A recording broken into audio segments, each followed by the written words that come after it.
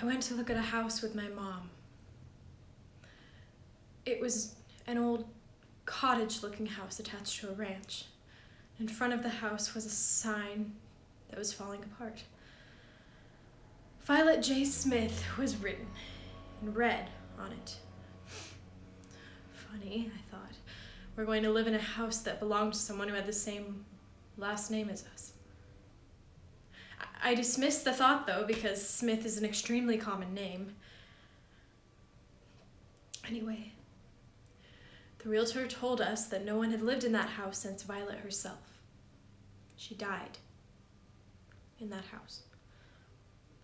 The realtor said it wasn't anything tragic, just old age, but legally she had to tell us that she died in that house. And we moved in anyway. My parents did their usual routine, praying in every corner of every room, except they missed a few spots. They didn't pray over the attic or over the garage. We'll never be in either of those places, they justified, so it doesn't matter. But it did matter. We converted the garage into a guest house, and that's where I slept.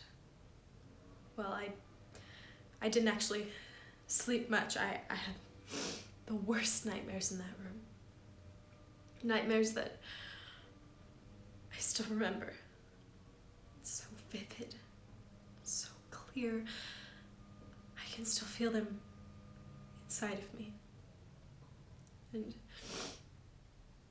every now and then there would be a smell that overcame our house and smelled like something was rotting. It was awful. And it came from the attic. And it would seep in through the vents and swallow us whole.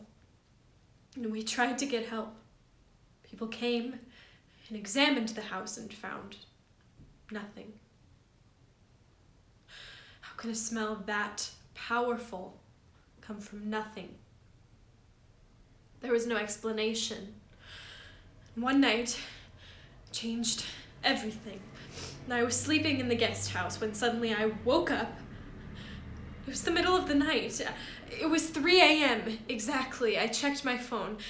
And I didn't wake up due to a dream or a nightmare or because I had to pee. I just woke up. And I felt like someone else was there. It felt like something was in that room watching me. And I sat up in my bed, peering around my room, wondering why I just woke up. Then it happened. Every single light in my room turned on, so bright it hurt my eyes, and at the same exact time this happened, the pull-down curtain on my window shot up, exposing the darkness outside my room. And I screamed, and I hid underneath my covers crying, and I got my cell phone, and I called the home phone in order to wake up the entire house. My dad immediately picked up. He was already awake. I heard commotion in the background. He came out to the guest house. One hand held a bat, and the other held a rag to the top of his bald head. What is happening? I thought. He scanned my room, then scanned the perimeters outside of the guest house. He found nothing, but he told me to come inside and sleep in the house tonight.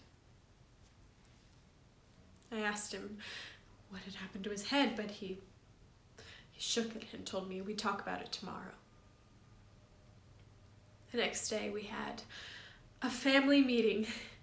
My parents sat me and my siblings down, and my brother was acting strange and quiet.